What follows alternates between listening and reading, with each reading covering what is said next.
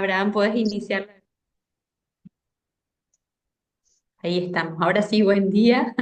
Buen día a todos. Bueno, acá estábamos conversando con Irma. La verdad es que justo le decía que qué lástima que ese tema no la trajimos ahora a la clase, pero bueno, era un tema más bien cercano de Irma, pero sí era un tema del duelo y de la muerte en la niñez, de cómo lo vivenció una personita y bueno, ahí estábamos charlando un poquito sobre esto. Si surge por ahí otra cosa, lo podemos ir trabajando. Pero bueno, me pareció muy productivo, así que te agradezco, Irma, por compartir. Y bueno, vamos a dar inicio a la clase de hoy. Eh, bueno, no sé si pudieron ver la clase pasada que fue grabada, eh, que bueno, y ahí estuve a la madrugada haciendo la grabación. Espero que se haya escuchado, que haya salido bien con audios y demás, porque a veces me suele pasar de que la tecnología me juega en contra, como les digo ahí en la grabación, pero bueno, confío en que se pueda ver y si no, cualquier duda, lo que ustedes necesiten de esa clase sobre todo, me preguntan, por favor. Pero bueno, vamos a adentrarnos hoy a la unidad número 4 porque bueno, justamente en esa grabación terminamos la unidad número 3. Así que si no la vieron, de todos modos, hoy arrancamos un tema nuevo, entonces por ahí no van a estar tan descolgados con el anterior si es que no la vieron. Sí, igual siempre les sugiero poder tener el hilo conductor de las clases porque tocamos temas anteriores y demás. Cosas que charlaremos hoy también tienen su base en lo que ya vimos, porque obviamente que las materias se van complejizando en la información y vamos tomando algunas cositas que ya vimos en clases pasadas. Eh, pero bueno, vamos a iniciar como corresponde. Y ya que tengo a Irma ahí con la cámara prendida, pero el micrófono no, pero te quería pedir si podés hacer la oración de inicio vos, dirigirnos, así podemos tener Claro, tu guía de oración. ¿Sí? claro que sí. Sí. Amado Padre Celestial, bendito seas por la eternidad. En esta hermosa mañana, Padre, agradecidas estamos, Señor, por el don de la vida, el privilegio, Padre, que nos das de levantarnos, de abrir nuestros ojos, de respirar, Padre, sin ninguna dolencia, Señor, de nuestro cuerpo. Gracias, bendito Dios de los cielos, porque tu bondad infinita se manifiesta, Señor, al poder, Señor, hacer las cosas, Señor, sin que algo nos impida, Señor, o nos duele. Te bendecimos también por el descanso de la noche y te rogamos, Padre, que en este momento vengas a estar entre nosotros y que nos des, Señor, inteligencia, sabiduría, discernimiento para poder entender, Señor, tu mensaje. Y no solamente entenderlo, Señor, sino aplicarlo en nuestra vida y en la vida de aquel Padre al que pudiéramos ayudar, a aquel que se acerca, Señor, o que tú colocas en nuestro camino.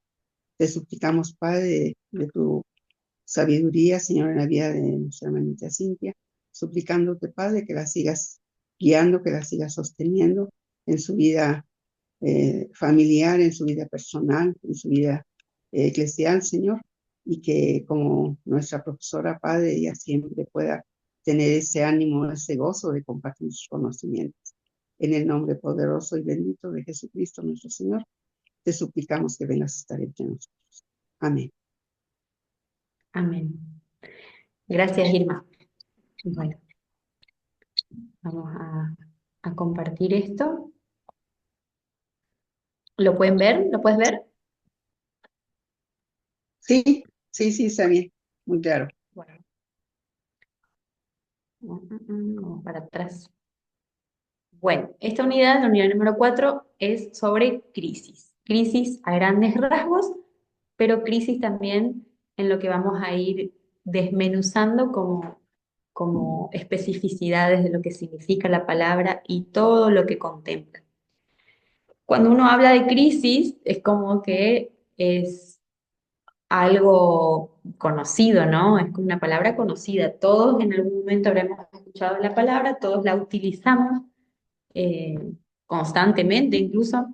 Creo que uno de los ámbitos donde más se escucha la palabra crisis es en cuanto a lo económico, sobre todo a nivel mundial, de nuestros países, como que hay crisis económica, crisis, crisis, crisis. Y también otro tema donde se suele ver es en la familia. Lo cierto es que crisis es en todos los ámbitos de una persona. Y la verdad también es que es en todas las etapas de una persona.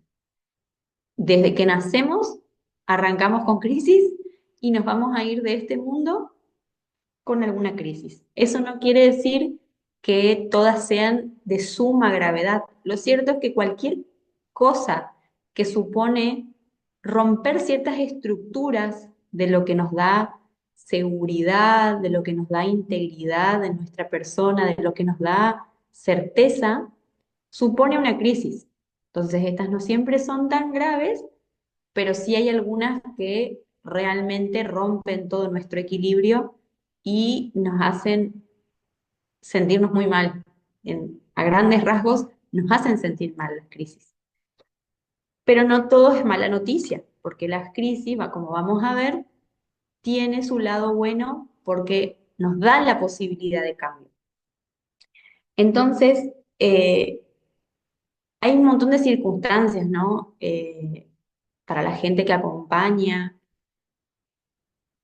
a otras personas, sea desde la psicología, desde la pastoral, desde tener como ese don o esa sensibilidad que hay veces que tiene mucha gente de que otros se le acerquen para contarle sus problemas. Entonces, estas personas pueden ver diferentes problemáticas.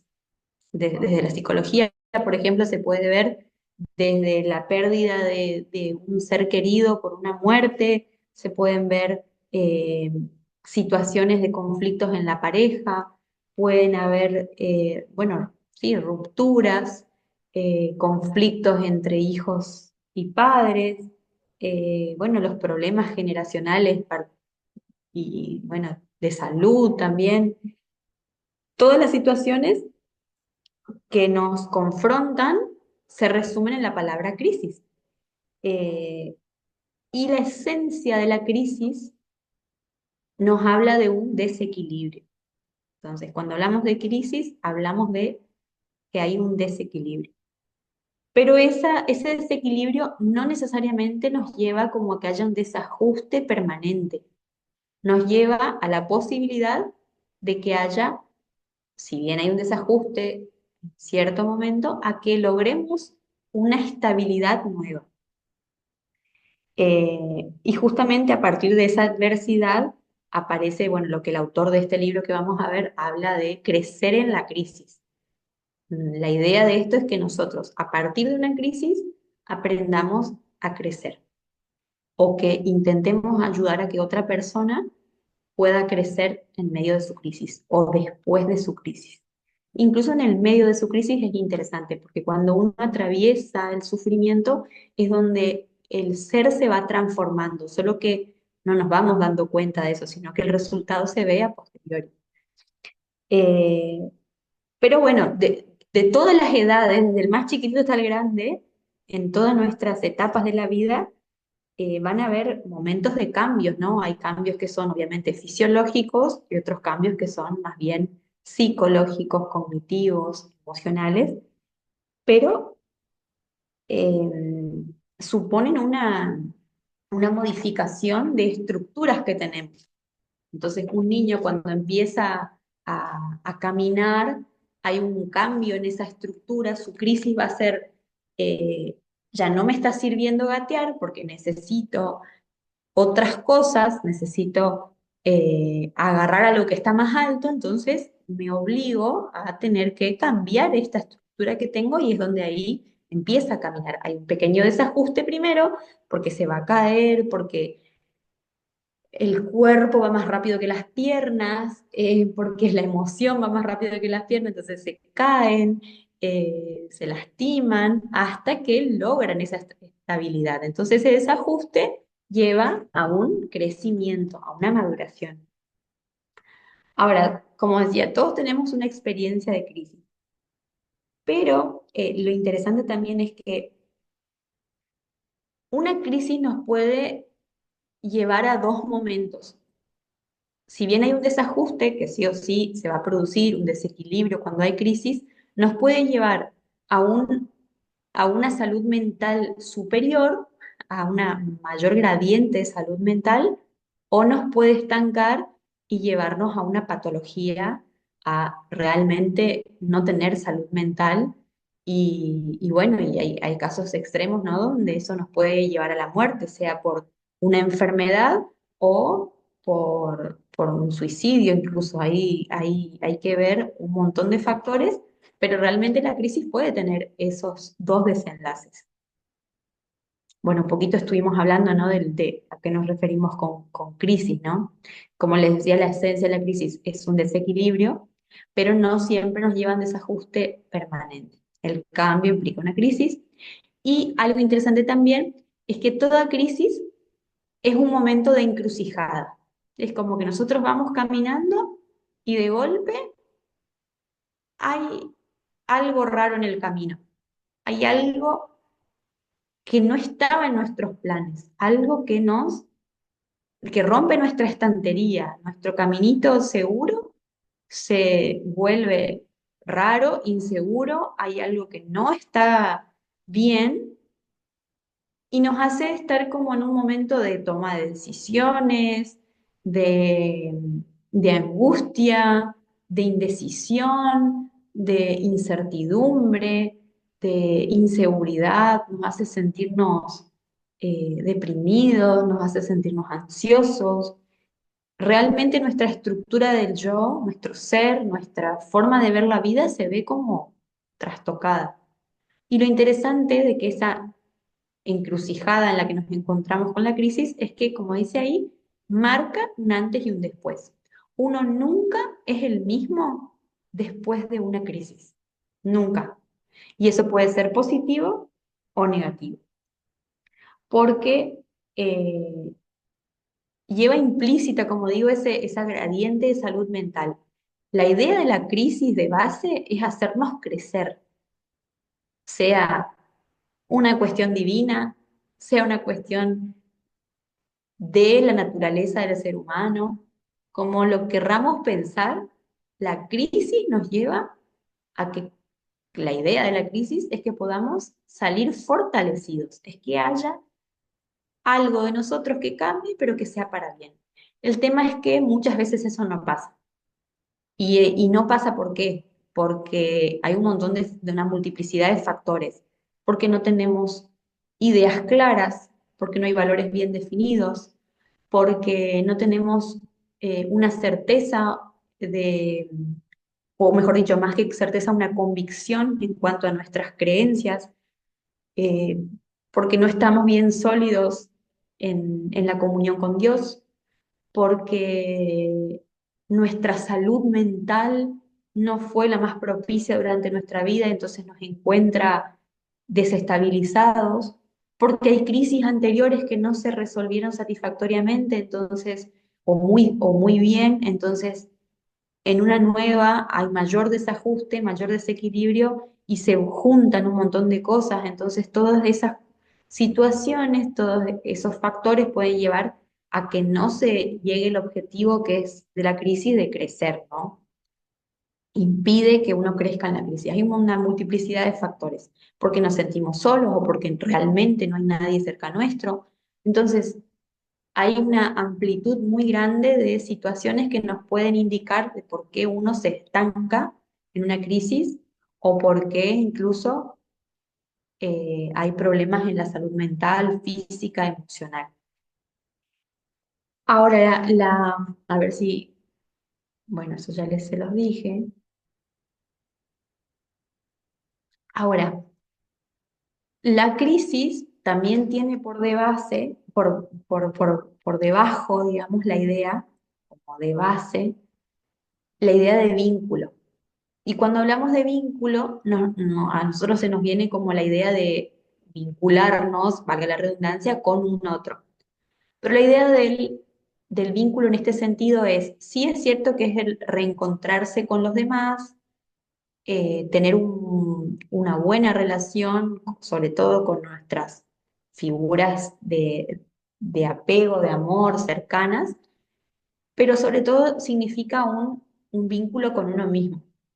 La crisis lo que hace es que uno como que se separe un poco, hablando mal y pronto, como que uno se separa de uno mismo, como que hay algo que no está combinando con lo que yo estoy acostumbrado. Por eso es como que yo siempre digo que cuando nosotros tenemos incomodidad con algo, cuando no estamos sintiéndonos bien, cuando hay angustia, cuando hay ansiedad, es como que nuestro cuerpo, nuestra mente, nuestra emoción nos está diciendo, más allá de que es obvio que nos está diciendo que algo no está bien, es que nos está diciendo de que ese no es el estado natural que debemos conseguir. Nos quiebra, pero también nos hace saber de que si bien hay cosas para crecer, es como que ese no es el estado natural. Nosotros no creo que haya alguien que diga, yo quiero sentirme mal. Yo, la verdad es que no me interesa cómo me siento. A todos nos interesa. Entonces, ese es el vínculo con uno mismo, donde el dolor, donde el sufrimiento es intransferible. Es como que uno no puede ni sentir lo del otro, ni tampoco puede hacer que el otro sienta lo que yo estoy sintiendo. Entonces, es muy importante que entender que cuando uno supera la crisis, como dice ahí, va a suponer reencontrarse con uno mismo y con los demás. Reencontrar un encuadre estabilizador. ¿Y por qué dice reencontrarse? Porque uno, vamos a suponer que nos sentimos bien, está más o menos equilibrada nuestra vida, tenemos las cosas más o menos conocidas, y de golpe aparece algo inesperado o algo que nos pasa, bueno, ahí venimos a hablar de la crisis, ¿no? Y es como que aparece este desencuentro, es decir, a ver, yo no me estoy sintiendo bien, esto no está bien, no sé qué me está pasando, y bueno, aparecen un montón de planteos, ese es el lugar donde uno parece que se pierde, ¿no?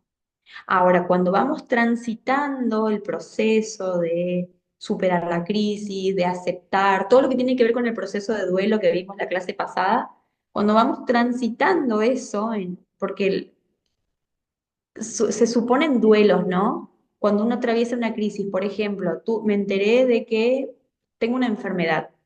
Entonces hay un duelo por nuestra salud, estoy duelando sentirme bien y tengo que atravesar esto de que a veces me da rabia, de a ratos parece que lo acepto, después hay un montón de cosas que tengo que cambiar, de la alimentación, de los estilos de vida, después quiero abandonar todo porque me da tristeza, bueno, eso son parte del proceso de duelo. Entonces, entramos en esta crisis duelando y es como que no nos sabemos nosotros, como que parece que nos desconocemos porque no es lo acostumbrado. Cuando vamos superando esta crisis, cuando vamos atravesando este duelo, es donde aparece un reencuentro con nosotros mismos. Eso que antes conocía de mí está o estuvo, lo conozco, lo sé, pero ya hay algo que es distinto en mí. Entonces se supone que uno puede tener una mirada mucho mejor o un vínculo mucho mejor con uno mismo y que eso también va a suponer un mejor vínculo con los demás, sobre todo si hablamos del seno familiar. Cuando a uno de los integrantes le pasa algo, afecta a todos, obviamente, ¿no? Entonces, cuando se van superando estas crisis, es donde podemos tener una mirada más objetiva, más optimista, que a pesar de la situación y el problema puedo salir adelante, me puedo acomodar, vuelvo al ejemplo de la enfermedad, y bueno, quizás tuvo que haber una reestructura en cuanto a la alimentación y los demás pueden acostumbrarse a la dieta que tiene que seguir esta persona o comerán un poco aparte, pero es como que se van buscando las maneras de un encuentro, ¿no? De poder lograr, como se dice ahí, ese encuadre estabilizador. Logré armonía en todo esto que me rodea, conmigo, con los demás, con mi entorno, y me puedo llegar a sentir estable de nuevo. Quizás van a haber pequeñas crisis en todo el proceso, dependiendo de lo que estamos hablando, ¿no? Crisis que sea, pero podemos volver a sentirnos bien. Pero vuelvo a esto, nunca vamos a ser los mismos. Y cuando hablamos de ese desequilibrio, justamente se habla de un desequilibrio con nuestros vínculos, con nosotros mismos y con los demás, porque cuando uno está desestabilizado, el vínculo con los otros también supone rupturas, ¿no? A veces definitivas y a veces de cambio. A mí me pasó cuando me mudé, que realmente para mí fue una crisis bastante importante. Y yo siento que fui haciendo el duelo antes. Ella iba sufriendo anticipadamente. Que no sé hoy de decirle si eso me sirvió de hacerlo anticipado o no, pero tenía como esta contradicción. Por un lado era lo lindo de la vida nueva, juntos, casarme, pero por otro lado duelaba mi lugar anterior, mis vínculos, el trabajo. Fue crítico en ese tiempo. Y algo que me acuerdo que en su tiempo me dolió mucho y yo estaba como resentida y cada tanto me daba cuenta que tiraba así algunas cosas de resentida, es con ciertos vínculos, porque es como que pensaba, jamás cierta persona me escribió para ver cómo estaba, o cuando yo iba de visita ni me preguntaba, entonces estaba como que ofendida. Entonces fueron vínculos que fueron como también para mí un proceso de duelo de decir, bueno, a ver, me duele, pero ya no me sirve esta persona en mi vida. No quiere decir que por eso uno eh, no la va a saludar o va a tener rencor. No, en un momento sí, como que sentí dolor, ¿no? Porque por ciertas personas. Pero después les puedo decir que una vez atravesada esa crisis, fue como un alivio muy grande, como fue soltar y me di cuenta realmente que había ciertos vínculos que ni siquiera me interesaba tenerlos tan cerca en mi vida. Como digo, eso no quiere decir que uno, eh, sobre todo hablando de vínculos de la iglesia, ¿no? No quiere decir que uno tenga que romper contacto y con esa persona no, la tacho, no quiero saber. No, es como que cuando se supera, la podés ver a la persona con el cariño, pero ya no desde el dolor. Entonces hay algunas amistades que a mí me dolieron, pero me di cuenta de que ya no eran necesarias en este momento de mi vida. Y bueno, supongo que Irma le habrá pasado, le pasará, y cuando uno va creciendo va pasando más, de que uno como que sin querer va filtrando gente, ¿no? Y depende del momento de la vida de cada uno, hay amistades, hay vínculos que son para cada momento, y después hay otros que ya no nos sirven. Y no es una cuestión de usar al otro, ¿no? Pero no sirven ciertos vínculos, no nos sentimos cómodos o, o ya no es lo mismo, ¿no? Porque uno va cambiando intereses, va cambiando percepciones, va cambiando quizás gustos. Entonces, una vez atravesada esta crisis, es como que me sentí mucho mejor, pero sí es cierto que llevó su proceso de duelo, ¿no? Y fue un reencontrarme conmigo mejor, porque fue como darme cuenta de que yo realmente quizás no necesitaba eso, o en este momento no lo necesito, y también da puertas a otras. Hablando de esto, ¿no? Amistades, por ejemplo. Abrir la puerta a algo nuevo, a una posibilidad nueva. Por eso la crisis es una oportunidad de cambio. Todas las crisis suponen una oportunidad. Pero justamente es en este atravesar el conflicto que uno como que a veces se desajusta, ¿no? Eh, bueno, antes de esto acá, a mí me gustó el ejemplo que pone el autor, que él habla de los hijos, que dice que cuando eran chiquititos iban al parque y había un juego que hacían que era como el sube y baja. Decían que, bueno, que tenían tamaños diferentes y tenían que controlar bien cómo hacer, ¿no? El peso del otro para no caerme, tengo que controlar y también el movimiento del balancín, le dice él, nosotros le decimos el sube y baja, que tiene que, como que tiene que uno ir mediando como para no caerse, no romperse, y también considerar al otro para que no se caiga. Entonces decía que por ahí entendía la crisis como esto, ¿no? Y la vida misma, que uno en la vida está con eso, como que hay situaciones que se nos presentan que nos desequilibran y uno tiene que lidiar con varias fuerzas, ¿no? Con la crítica, con problemas del trabajo, con situaciones de la vida cotidiana en la familia. Entonces, como que uno tiene que hacer frente a varias cosas y tiene que tener más o menos controlado esto para no caerse, para no desestabilizarse.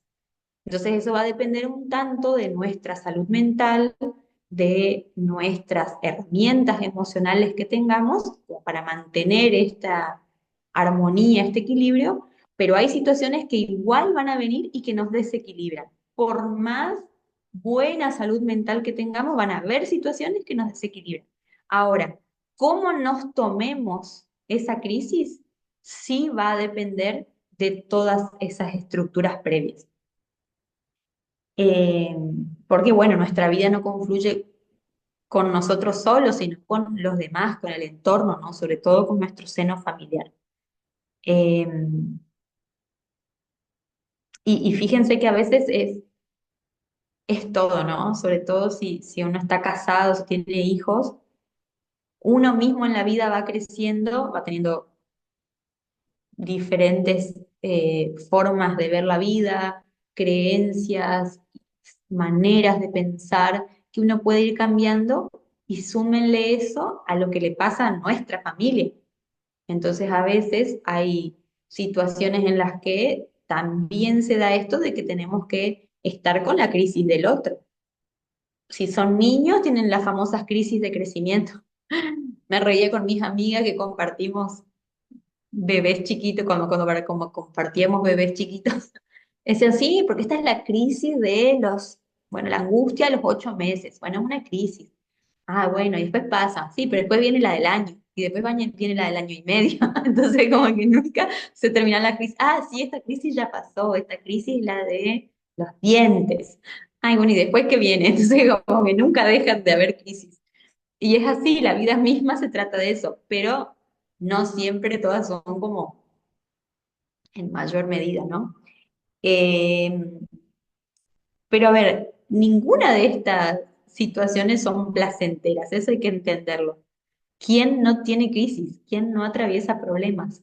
Por eso es como que a veces nosotros, vuelvo a decir esto, nos encontramos a veces en la iglesia, por ejemplo, y que todo está bien. Y no es cierto, o sea, cada uno tiene sus crisis, sus conflictos, y qué bueno mostrarse abiertamente. No quiere decir que uno vaya desplegando problemas y contándole a todo el mundo lo que nos pasa, pero sí es cierto de que es interesante poder ser abiertos, sinceros y que tengamos esa confianza dentro de la iglesia.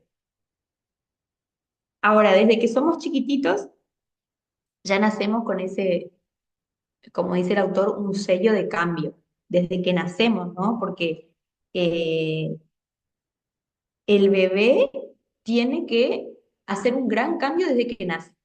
Desde nacer, como dice el autor después, que nos va a hacer como salir de nuestra zona de confort a poder emprender el mundo, ¿no? Y tenemos que ir superando esto a medida que vayamos creciendo. Eh, pero cada crisis, por más de que hay algunas que sean, como vamos a ver, fortuitas, esas que se nos presentan como una cachetada, hay otros cambios que son de cada momento. Entonces es muy importante que uno también respete, nos respetemos a nosotros mismos y al otro en los cambios que son fisiológicos y psicológicos dependiendo de cada edad. Entonces, o como veíamos en el trabajo, en la unidad número 2 cuando hablábamos de las etapas psicosociales del desarrollo. Eh, sí o sí, para crecer de una etapa a la otra, necesito superar la anterior. Si yo me salteo etapas o si no las vivo bien, es como que después a la larga voy a tener problemas. Y en toda nuestra vida pasa eso, ¿no? Por ejemplo, una persona que se casó muy joven, muy de adolescente, después tiene ciertas consecuencias, porque hay una etapa de la adolescencia, por ejemplo, que no fue vivida como lo esperable y ya tenía que hacer una vida adulta adelantada. Eh, Muchas personas que trabajan desde muy chiquititos, también hay una etapa que está ahí como quemada, que quizás faltó un poco más de juego, que no quiere decir que eso va a suponer una catástrofe y un problemón en la vida adulta porque se pueden ir resolviendo ciertas cuestiones, pero sí es cierto que lo más ideal vendría a ser que hayan etapas que no se corten. Por ejemplo, hoy los niños tienen una gran incapacidad para imaginar, para poder desplegar el mundo como tiene que ser en cuanto al juego por el uso de las pantallas. El otro día veía un videíto, justo hablando de pantallas, yo veía un video, como paradójico, ¿no? Pero decía que vivir la infancia o verla pasar. Era como la misma nena en dos situaciones, una jugando afuera, divirtiéndose, saltando, jugando con cosas, con juguetes, esa era vivir la infancia, y la misma nena en un sillón, mirando la tele obviamente, con un montón de posiciones, como que se tiraba, que se levantaba, siempre mirando la tele. Una era vivir la infancia y la otra era verla pasar. Hoy tenemos un gran conflicto con eso. Y lo que a mí me choca y me llama la atención mucho es que los creadores de la tecnología dicen que jamás expondrían a sus hijos a eso que crearon. Y nosotros sí lo hacemos. Y eso es algo para replantearnos, ¿no? Como sociedad. Los niños ya casi no tienen amigos imaginarios porque ya no hay libertad para la imaginación, no saben lo que es aburrirse y crear, no toleran estar aburridos. Cuando uno se aburría, ¿qué hacía? Inventaba. Yo me acuerdo que vivía diciéndole a mi mamá, ma, ¿qué puedo hacer? Estoy aburrida. Ma, ¿qué puedo hacer? Estoy aburrida. Le vivía diciendo eso, pero me ponía a hacer cosas. Entonces, no sé, inventaba un montón de juegos y veía en mí misma cómo eso se limitaba y te quedabas ahí en estado de zombie frente a la tele, por ejemplo, mirando dibujitos. Entonces hay que saber mediar, no podemos meter a los niños adentro de una burbuja, pero tampoco tienen que perder su infancia. Y así con cada etapa, ¿no? Hay algo que se considera también como el no cambio, porque todo esto que venimos hablando es de lo ideal, de que es cambiar, pero también se habla del no cambio, que es cuando uno se estanca y no da lugar o no da permiso al crecer naturalmente, ¿no? Esa pasividad, ese inmovilizarse frente a la vida, igual trae un montón de consecuencias, porque aunque no decidamos algo, de hacer algo, igual estamos decidiendo, porque el no cambio también es una decisión del no hacer. Y eso lleva a una parálisis emocional, a un estancamiento cognitivo, nos lleva a como una muerte en vida. O sea, lo que nos hace crecer es ponernos en estos conflictos, ¿no? Eh,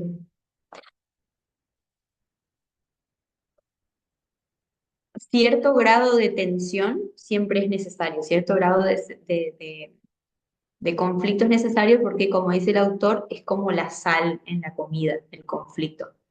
No es como pensarlo, ay, sí, quiero sufrir, no, necesito el conflicto porque es lo que le da tinta y sabor a, a la vida, pero en su justa medida, porque si uno le pone demasiada sal, la comida queda incomible y si no le pone, pierde el sabor a la comida, o sea, queda desabrida. Entonces, el conflicto es como la sal, porque una medida exorbitante de conflictos lleva a que la persona esté en desequilibrio, en estrés constante, pero si no tiene ningún conflicto, no hay crecimiento, no hay sabor de la vida, ¿no? Ahora, por ejemplo, cuando uno habla con una persona más grande y empieza por ahí a contar sobre su vida, la persona tiende, cuando se abre, a contar situaciones críticas. A veces es como para quejarse de todo esto que le pasó en la vida o lo ve como etapas a superar. Yo lo veo en mi papá, por ejemplo, de que a veces surge alguna conversación y él habla en algunas cosas más resueltas, en otras no tanto, pero de situaciones que tuvo que vivir en su vida Ay, sí, uy, si yo escribiera sobre todo lo que fui pasando en la vida y cómo uno fue superando, es como que tiene eso, ¿no? Entonces en la vida adulta o en la adultez mayor, en la vejez, es donde más se ve esto, la superación o el estancamiento de las crisis. Pero las crisis son las que realmente nos marcan, esos conflictos grandes de la vida, ¿no? Ahora, sí es cierto que nosotros vivimos en una sociedad donde la palabra estrés es moneda corriente, ¿no? Estrés es cuatro, es cinco, dicen algunos, como que vivimos constantemente en un estado de alerta. El estrés es algo necesario. Biológicamente es necesario porque justamente nos hace activarnos, como yo les contaba la vez pasada, para la huida o para la lucha. Si nos persigue un perro y corro o me defiendo. Pero la idea de una emoción, como aparece en el estrés, que es una emoción porque lo vivimos fisiológicamente y de manera inmediata, la idea del estrés es que así como se activa esta emoción, pueda tener momentos de desactivarse. ¿Qué pasa cuando ese estrés se dice que es crónico? Es cuando no logra la persona desactivarse de eso, ¿no? Entonces ahí es donde aparece que esto, de que el desequilibrio es algo constante, el estrés es crónico y nos lleva a un montón de enfermedades, eh, tanto mentales como físicas, porque no logramos esa desactivación. Entonces estamos atravesando un problema y nuestro cuerpo se activa y no logramos desactivar lo que ya apareció otro problema y no lo desactivamos. Entonces, no necesariamente tiene que ver con el problema en sí, sino por no poder bajar esos estados de alerta. Entonces, acá hay muchas eh, ideas de lo que se puede hacer, ¿no? La meditación es algo que se sugiere mucho, por ahí nosotros hablamos de la meditación a grandes rasgos porque en lo común de la gente se ve como la meditación de los ejercicios de relajación, como que más de otras teorías, ¿no? Más vanas o más seculares, pero la meditación en la palabra de Dios es una buena herramienta. Hay ejercicios que se pueden hacer físicos para aliviar el estrés, por ejemplo, cuando uno no puede parar de pensar, eh, a veces sirve, por ejemplo, hacer un parate y hacerse masajes en la cara, por ejemplo, puede servir.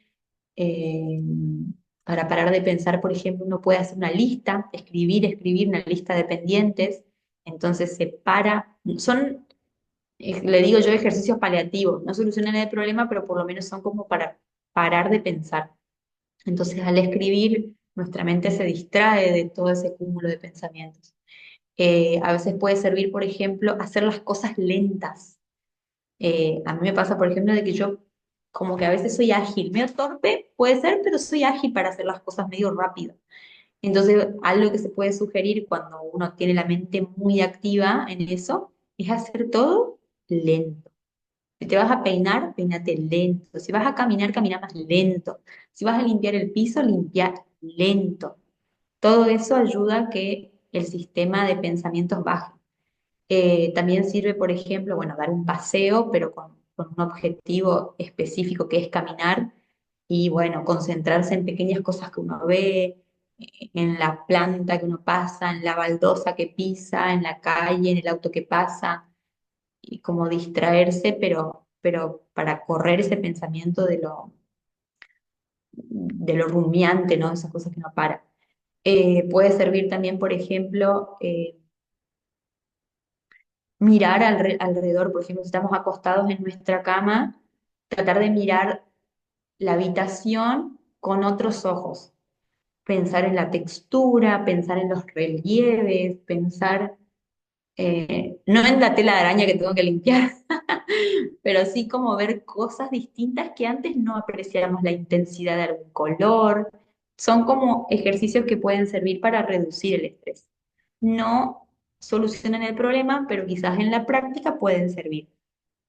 Pero sobre todo como poder volver nuestro tiempo a concentrarnos en Dios. A mí me pasa que yo soy una persona que se distrae fácil. A mí realmente es como que yo me distraigo fácil.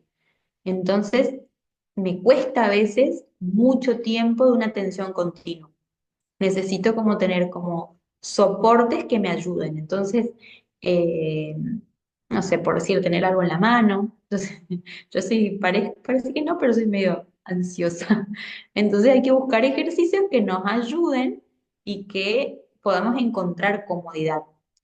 La otra vez me decía una mamá que su hijo hace un montón de horas en la escuela, tiene una discapacidad, supuestamente es autismo y está desde las 8 de la mañana a las 4 de la tarde y los profesionales y los docentes no quieren reducirle la carga horaria, no sé por qué, pero vuelve a su casa muy cansado y con los útiles rotos, porque genera como mucha ansiedad, le genera ansiedad estar ahí.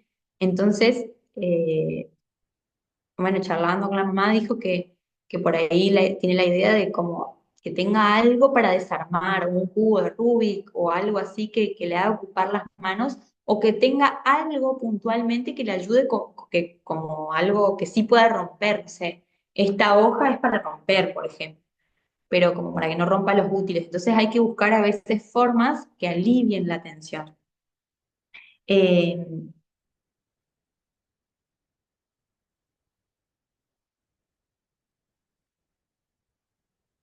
pero bueno, el estrés a veces puede llevar a realmente problemas de salud mental, ¿no? Entonces hay que tener cuidado con esto de poder ir prestando atención al cuerpo cuando nos dice que algo no anda bien.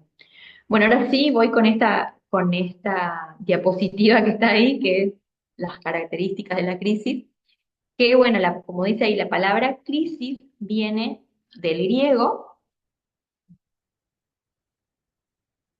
crino, la palabra crino, eh, que viene a decir que hay como un cruce de caminos, como decía, esa encrucijada en la vida, ¿no? Donde a veces uno tiene que elegir o tiene que estar ante una elección, ¿no? En psicología, digamos, se emplea como sinónimo de ruptura, ¿sí? Se utiliza para designar que hay una discontinuidad en el curso normal de algo. Entonces, algo venía de esta manera, como les decía, pero hay un quiebre, hay una ruptura y las cosas no siguen igual. Bueno, después está que, por ejemplo, como dice el autor, después lo van a leer, que en la medicina es como que se refiere como a un fenómeno agudo, ¿no? Crisis epiléptica, crisis de angustia, es como responde a un fenómeno hasta corporal, ¿no? De enfermedad. Eh, pero bueno, siempre la crisis supone esa ruptura, esa encrucijada y muchas veces se presenta de manera, como dice, aguda y repentina, y otras veces es progresiva, ¿no? Como pequeñas situaciones que nos llevaron a desbordar. La otra vez una mujer me decía que no entiende cómo se siente tan colapsada. Eh, y bueno, entonces le empiezo a preguntar qué cosas pasaron y me cuenta que recibió el diagnóstico de su hijo, que le cuesta aceptar, le dijeron que es autista, que es como que está buscando todo el tiempo otros neurólogos, otros profesionales para ver si realmente es o no, y como que otras personas, otras amistades le dijeron, pero ¿para qué vas a buscar otros más si ya sabes que tiene esto? Como que no lograba asimilar, no logra todavía aceptar ese diagnóstico. Después le había pasado que su otra hija había arrancado la secundaria y empezó a hablar con un chico y le dijo que la mamá no se meta. Entonces fue también como un choque para ella porque siempre fue como mucha confianza con su hija y ahora le dice que no se meta. Después en la pareja también aparecieron ciertos conflictos porque, bueno, de la vida cotidiana. Entonces fueron como un montón de situaciones en las que cuando se empezó a hablar, empezó a decir el porqué de su colapso. Entonces le pregunto, ¿no logras darte cuenta de que la respuesta a eso que no sabes está en todo lo que dijiste. O sea, es imposible que no aparezca este colapso o esta crisis si son un montón de cosas juntas que no lograste resolver, trabajar, aceptar, gestionar. Entonces es hasta esperable que haya tenido ese colapso. Entonces a veces la crisis se da como algo repentino, con una sola cosa, y a veces se da con un cúmulo de situaciones, ¿no? Como le decía, es como que cuando uno vive una crisis, es como, se vive como una amenaza, porque tenemos esta estructura, esto conocido, y viene algo a querer desarmarnos. Entonces esto es amenazante, es donde aparece el estado de alerta, ¿no? Este estrés, porque justamente hay un factor estresor que nos viene a decir que nuestra estructura puede desestabilizarse. Y a veces, bueno, pueden ser económicas, sociales, religiosas, psicológicas, que como dice el autor, se presentan revestidas de angustia. La angustia es como eso indecible, ¿no? Esa sensación que aparece, que no le podemos poner nombre y que simplemente aparece.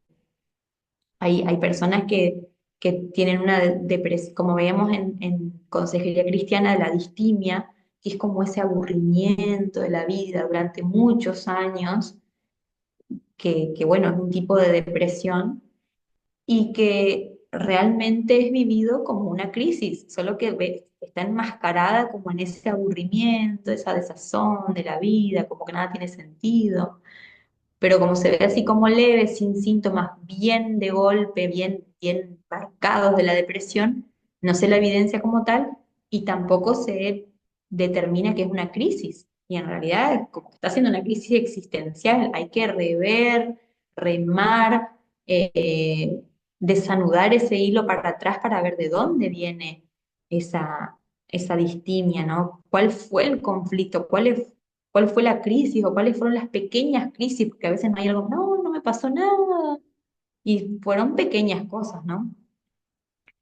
La trilogía, cuando habla de trilogía, digamos, en esas tres partecitas, habla de que la crisis se define, digamos, como con un desequilibrio, como íbamos hablando, con la temporalidad y la capacidad interna de cambiar hacia un más o hacia un menos. Es como que tiene estas tres partecitas.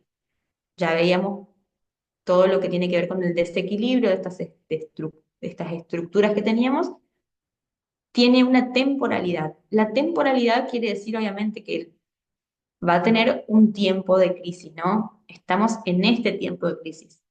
No se puede determinar cuánto tiempo, porque eso va a depender de la intensidad de la crisis, de la etapa vital de cada uno y de un montón de factores, pero sí se considera que la crisis tiene un tiempo y que deberían, así como empieza, terminar. ¿Y cómo termina? Con eh, una mayor gradiente de salud mental, salimos más fortalecidos o con un estancamiento y patología. Entonces, ahí está la capacidad interna, que es el tercer punto, de cambiar hacia aún más a partir de esta crisis, este desequilibrio en este tiempo, puedo salir más fortalecido o hacia un menos, que es donde, como les decía, nos estancamos. Pero todas las crisis, como dice ahí, tienen, a ver qué les quería decir, bueno,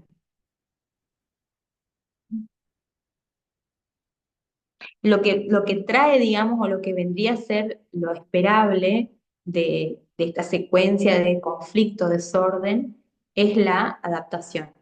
A veces pasa de que se presenta el conflicto, nos desordena la vida y nunca llega a ordenarse nuevamente, nos desadapta, ¿no? Ahora, algo interesante que es como lo que ya veníamos hablando, es que la crisis o el problema no es el problema real. La crisis no es el problema real. El problema es cómo lo interpreta cada uno. Por eso vemos, digamos, que ante un acontecimiento importante de, por decirles, la muerte del padre o de la madre, va a ser vivida en los hermanos de una manera distinta para uno y para otro. porque justamente va a estar desde la perspectiva de la vida de cada uno. Entonces el problema no es el problema, sino cómo lo interpretamos y cómo respondemos ante él, con nuestros mecanismos de defensa, con nuestras capacidades, nuestras herramientas cognitivas, emocionales. Eh, lo importante entonces no es evitar los problemas, porque eso es metafísicamente imposible, sino cómo nos adentramos, cómo lo procesamos, cómo lo vivimos a ese problema. Ahora, la crisis, como dice el autor, no se explica por sí misma, sino que necesita la perspectiva del pasado para explicarse. ¿Qué quiere decir esto? Es que, como habíamos dicho, que toda crisis supone un antes y un después. Nosotros necesitamos saber de que la crisis es como un parto. Tiene que salir algo diferente a lo anterior. Y para que nosotros podamos explicar eso diferente, eso que apareció, ese momento, de por qué nos hace sentir de esta manera, tenemos que ir al pasado. Entonces ahí va a estar la historia de cada uno que nos diga de por qué este hermano atraviesa una depresión importante después de la muerte de el padre, pero el otro hermano no. Entonces, eso se explica solamente con la perspectiva del pasado, cómo es la historia de cada uno. Eh, si no se atraviesa esto, digamos, aparece como la enfermedad mental, esos desajustes que incluso pueden llevar a la muerte, ¿no? Eh,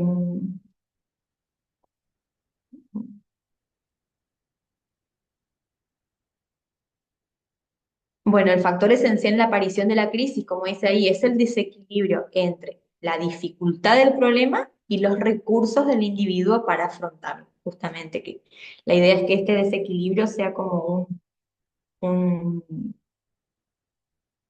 desequilibrio que es más o menos estable, ¿no? Que nos lleve a partir de lo que yo tengo internamente, poder superar esto.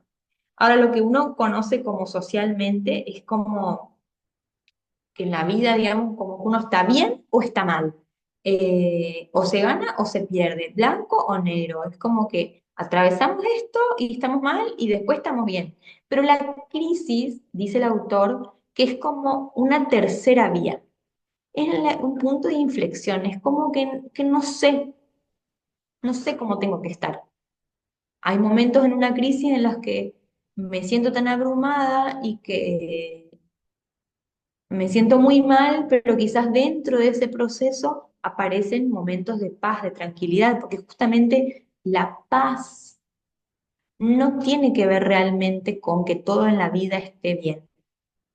La paz es otra cosa y eso lo entendemos bien quienes creemos en Cristo, que incluso, y hablo por mí, nos cuesta mucho a veces creer realmente esa palabra, esa paz que sobrepasa todo entendimiento, porque justamente no lo entendemos, no es psicológico, no es cognitivo, es desde el ser, desde lo que sentimos, desde el alma, ¿no? Desde nuestro espíritu, es el único que puede entender. Y esa paz aparece en medio de cualquier problemática.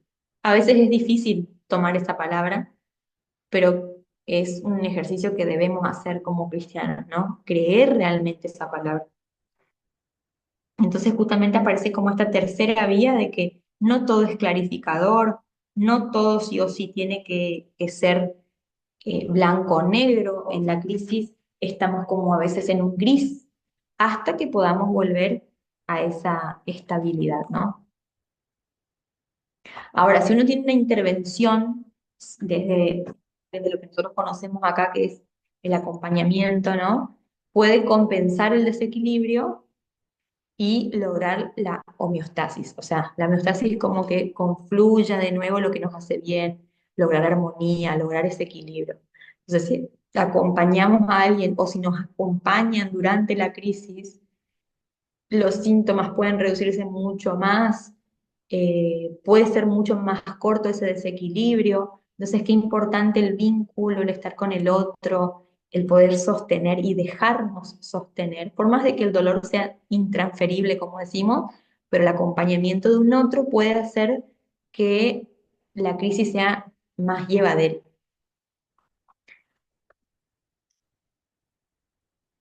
Durante la crisis uno es mucho más influenciable. Eso vimos en Consejería Cristiana, ¿se acuerdan de este hombre que iba a ser operado del corazón, me parece? No me acuerdo bien, de que había hecho un montón de promesas y de todo, que se iba a acercar a la iglesia y todo. Después se operó y chau. Pero porque estaba en un momento de vulnerabilidad. Entonces es muy interesante también de saber, bueno, dice una frase, ¿no? No tomes decisiones ni estando ni muy contento ni muy triste, porque es comprometedor. Pero mi perra acá al lado me está llorando bastante. Y el tema es que también en ese sentido, y eso me parece muy importante, es que uno tiene que saber a quién y qué escucha cuando uno está en un momento de crisis. Y eso es algo que a mí me gusta decirles a las personas que están en un momento de crisis, de que tenga cuidado con lo que escucha y también cuidado a quién uno le cuenta las cosas, porque no todos tienen la misma sensibilidad para escuchar. Hay gente que se alegra con el dolor del otro. Capaz no lo va a molestar, pero como que si el egoísmo de mucha gente lleva a decir, bueno, yo quiero que estés bien, pero no mejor que yo. Entonces hay que tener mucho cuidado con quién uno cuenta las cosas, qué escucha. Por eso siempre digo que todo también se basa bueno, vivimos en energía, ¿no? En frecuencias, sobre todo la música, por ejemplo, tiene muchas frecuencias, lo que uno escucha, lo que uno mira, las cosas con las que se distraen, el ocio, sobre todo los chicos, ¿no? Los adolescentes, todo eso va dejando una carga en todo sentido en nosotros. Entonces, qué importante, si encima estamos en un momento susceptible, saber a quiénes escuchar, porque aparece mucha necesidad de escucha, de que me hablen o de que me escuchen cuando estoy pasándola mal. Entramos en este puntito que es la génesis del yo, que acá estamos como en una etapa en la que es la crisis y la teoría vincular, que vamos a hablar un poquito más de esto que venimos hablando de los vínculos, de la teoría vincular. Pero aguántenme que voy a poner a mi perrita ahí, o está un poco hincha.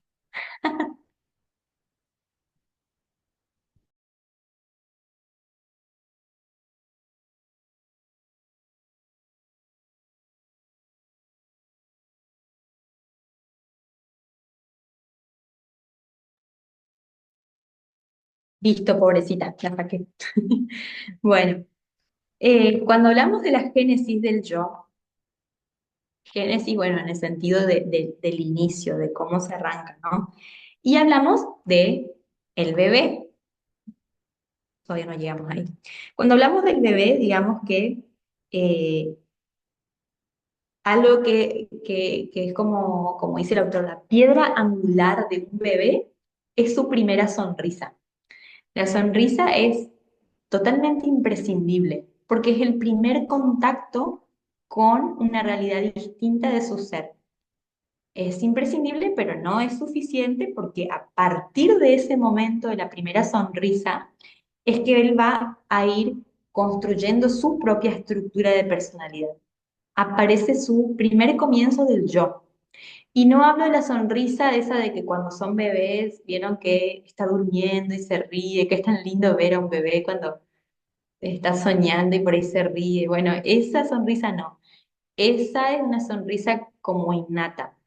La primera sonrisa del bebé es la de la sociabilidad, cuando se puede reír con un otro, sobre todo con la primera persona que se suele reír es con la mamá, porque en un primer tiempo él entiende que hay una relación eh, simbiótica con la mamá, digamos. Madre e hijo es como un mismo magma, como dice el autor, un gran magma, entonces no hay diferenciación, él no entiende que es un ser aparte. Cuando aparece la primera sonrisa de la socialización, es la primera ruptura. La primera ruptura porque él entiende de que hay algo distinto a su ser. Y ahí es donde aparece, digamos, su primera configuración del yo. La mirada de la mamá es lo más importante en ese primer tiempo, porque justamente una no mirada de la madre puede llevar a patologías, a una esquizofrenia, una psicosis, porque una no mirada de la madre es como que me ignora mi primer figura de apego. Entonces, a veces no es la madre, niños adoptados o madres que mueren, pero sí está la primera figura de apego, que es esa persona que lo cuida, que lo mima y que en cuanto a figura materna puede ser cualquiera. Y un padre puede tener la figura materna, porque la figura materna es esa primer mirada de socialización que tiene el bebé. Obviamente que la biología quiere que por naturaleza sea la madre biológica la que lo haga. Hay situaciones en las que no se puede, pero no por eso el niño tiene que tener una patología, sino que tiene que tener esa primera mirada y ese apego de amor con alguien que cumpla esa función. Por eso en psicología se habla a veces de funciones y no eh, y no de el sexo, digamos, en este sentido. No estoy entrando en las identidades y no en eso, sino que la función materna y la función paterna tienen que estar en un niño y esa función la puede realizar cualquiera de los dos u otra persona. Entonces, eh, pero lo ideal obviamente es que esté mamá y papá. Eso siempre es un ideal de que va a ser lo mejor, digamos, para esa criatura. Eh, esa primera sonrisa es el inicio de su yo, como decimos ahí. Eh, así dice el autor, ¿no? La primera sonrisa es el inicio de su yo, que es pobre, pero es su inicio, así como el primer llanto es el inicio de la vida. La vida biológica es el llanto y la vida social es la primera sonrisa. Entonces, en esos dos primeros años, por eso hablamos de la génesis del yo, porque es como inicia una criatura, como iniciamos como persona, él va a ir construyendo su pequeño edificio, ¿no? Entonces, reconoce su cuerpo, reconoce al otro. Vieron que primero el bebé, cuando habla de sí mismo, dice bebé o se dice el nombre. Mi hija decía, Luz quiere tal cosa. Bueno, el yo, el empezar a decir yo, no aparece enseguida, porque ese reconocimiento de un ser aparte se da después de los 2 años más o menos. Varía de un niño a otro, pero más o menos. Eh, pero fíjense que desde chiquitos ya empiezan como a mostrar su particularidad, su génesis, qué es lo que les gusta, lo que no les gusta. Es como un ser aparte a todo, con gustos, con deseos, con rechazos, con odios, con todo lo que tenemos como persona, ¿no? Y lo ideal es que pueda tener esa capacidad de oponerse cuando algo no le gusta. Más de que uno no quiera, pero es más sano para ese bebé. Eh, Voy a mirar la hora, no sé, acá estamos bien. Eh, y justamente eh, cuando él empieza como a explorar su mundo, también empieza a darse cuenta, obviamente, de su yo, pero también aparece el no yo. Y el no yo quiere decir todo lo que es ajeno a sí mismo, todo lo que no me corresponde. eh, en cuanto al cuerpo, esa es mi mamá, no soy yo, eso es del otro y no es mío. Eh, entonces aparece esta configuración de que ese no yo también le enseña que es el sí mismo, digamos. Le va dando más afirmación de lo que él realmente es y en esa confrontación con el otro, él se va a ir configurando y va a ir creando su propia identidad. Por eso es muy importante con los niños también enseñarles a no hacerse cargo de emociones de los demás. Quizás aprendimos muchos, ¿no? Si vos no haces esto, me voy a poner triste. O sea, no, él no lo tiene que hacer porque está mal, porque no se hace, porque no se pega, porque lastimamos al otro, sí, hay que entender los sentimientos del otro, pero no que tenga que hacerse cargo. Eso ya lo hablamos la otra vez. Eh, entonces, la idea es como en la crianza, digamos, tenemos que ir enseñando al niño a que pueda superar ciertas frustraciones acompañándolo. Si hay padres negligentes, si hay malos tratos, si hay constantes frustraciones en ese niño sin protección, va a ser una criatura que puede llevar, o sea, una figura que lo desatienda puede llevarlo a una psicosis, a una realidad distinta, o si hay sobreprotección, si hay como demasiado cuidado, si todo hay que hacerlo por esa criatura, puede llevar a una personalidad narcisista o totalmente insegura porque el mundo no va a responder como me cuidaban en mi casa. Yo no sé si les conté la otra vez, me decía un compañero de trabajo que tiene dos hijas y que él les hace todo. Él le trae la leche a la cama, la mima, no le deja hacer nada. Sí, mi amor, yo te hago, como que la remima. Y dice, porque algún día yo quiero que aprendan que así las tiene que tratar un hombre, que las trate bien, que sea alguien mejor que su padre, que elijan a alguien mejor que su padre. Y yo le digo, frustrándolo, y le digo, bueno, puede hacer eso o puede ser después una sirvienta y puede aprender de que así es la forma del amor, de que tiene que ser ella la que le haga todo al otro.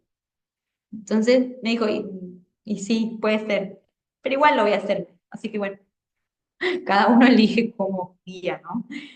Que no digo que críe mal, pero digo, ¿cómo va a depender después de su personita también qué elecciones va a tener, ¿no?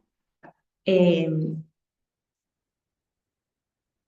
Después en la adolescencia, digamos, es como que aparece el mayor conflicto, por decirlo así, de la identidad, donde a veces empiezan a rebelarse y demás, pero justamente porque su psiquismo está buscando identificarse a algo. Entonces, por eso que es importante todo lo que uno construye con los niños antes. El diálogo se construye en la primera infancia, no en la adolescencia. No hay que pretender hablar con un adolescente si nunca se habló de un montón de cosas en la infancia. Ahora, cuando nosotros vamos aprendiendo esto de ir tomando la identidad, bueno, sumando experiencias a nuestra vida, de ir tomando lo bueno, se supone que vamos a construir un yo que es sano, en la que podamos ver nuestras limitaciones con respecto al otro, que vamos identificando qué cosas nos gustan, qué no, vamos forjando una identidad que me es propia. Lamentablemente, algo de lo que suele pasar es de que uno va creando falsos yoes. Mucha gente crea falsos yoes. Y los falsos yoes pueden ser, digamos, estos cuatro, que es la necesidad de ser como el otro, la necesidad aparece de estar pegado al otro, de ser lo opuesto al otro y de refugiarse en uno mismo. Les voy a explicar como a grandes rasgos y después profundizamos un poco más en la clase que viene.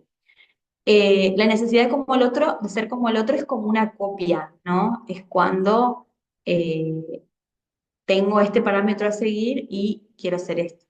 Estar pegado al otro es cuando no disocio que puedo ser un ser aparte. ¿Se acuerdan? Bueno, después si miran la clase anterior del ejemplo que puse de esta mujer que no podía superar la muerte de su marido, es porque vivía dependiente del otro, de su marido, era todo. Después, ser lo opuesto al otro son generalmente personas que nunca están de acuerdo, que siempre están rebeldes, que siempre hacen la contra, que son como más antisociales. Y después, el refugiarse en uno mismo, que también puede llevar una conducta antisocial, pero es las personas muy introvertidas que no le dan lugar a socializar con uno. Quisiera después profundizar un poquito más en esto y bueno, y seguir con lo que sigue, que es bastante todavía, pero les propongo dejar por hoy y nos encontramos de nuevo el lunes y vamos a explorar un poquito más. Si después tienen ejemplos o lo que quieran con respecto a esto, buenísimo. Hasta el lunes pueden seguir haciendo lo del foro, ¿sí?